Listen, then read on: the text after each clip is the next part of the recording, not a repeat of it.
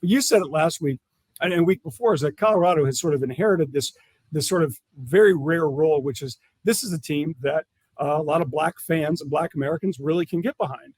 And what I've wondered is, like, there's all this support for Deion Sanders for the right reasons. They're 3-0. They were 3-0.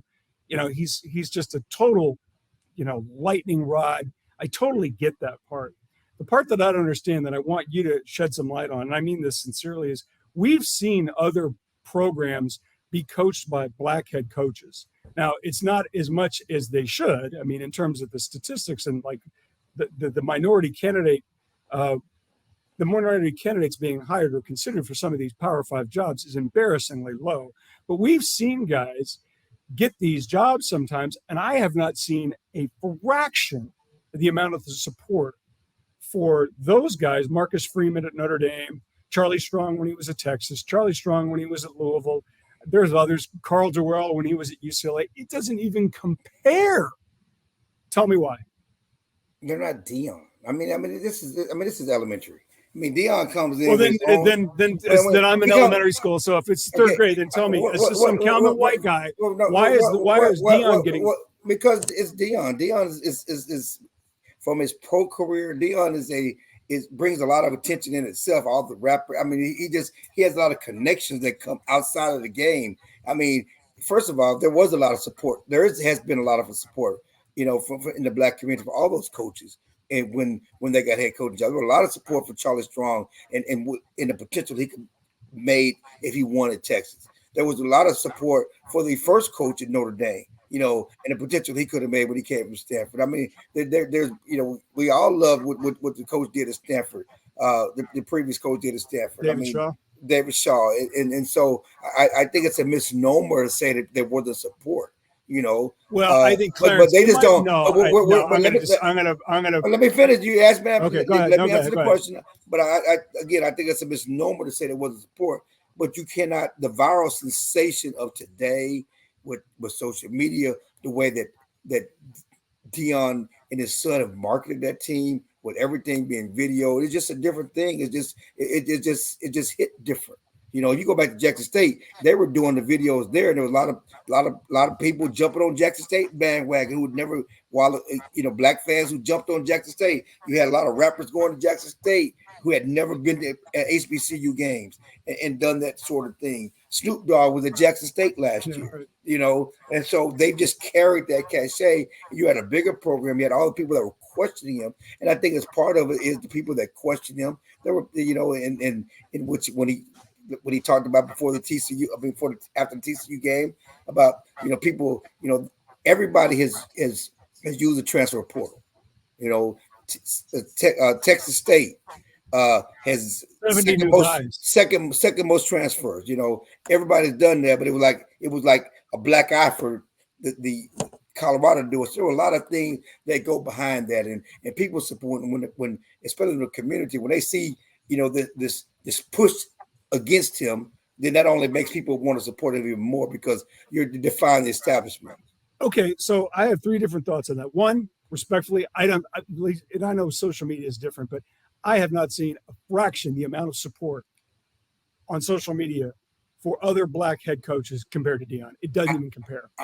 Again, but I'm just telling you, there is support. People. Well, that's okay. Well, but you can't. But not like this. But you can't use social media because those coaches don't use the media to push their program. I mean, it's just not the same. I think that certainly plays a role in that. So if that's true, him using the transfer portal, I didn't care. Everybody's doing it. I mean, you didn't care, but there are a lot of people that care to use it. I mean, even going back to the Nebraska coach who in the spring talked about, well, we're gonna build our program a different way, and he was really pointing. Don't shake your head. Don't shake your head because it's legitimate. Was it Matt Rule said that, or it was Matt Rule? It was Matt Rule that said that, and the Pittsburgh coach made a comment about it, and other coaches made. So it's legitimate. Whether it's a big deal to you, it was a big deal to some people. It's a big deal to these coaches who did it the right way or did it traditional way. That's all crap. Okay, it is crap, but it's still. I'm agreeing with you. Okay. Can we, as a sports fan, sports fandom, make commentary about Deion without it being perceived as you racist? can. Yeah, of course you can. Because I'm watching it right now. I'm like, oh my gosh, can anybody say anything about this guy without being perceived as racism? Yes, you can. Yes, you can. There's no question. There are a lot of black people criticizing, but you can't make it coded. You know, well, what does that mean? Coded when you say a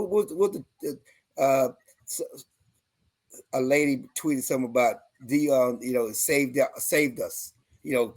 Thanks Oregon for saving us. Okay, what's us? What does that mean? What do you? What does it mean?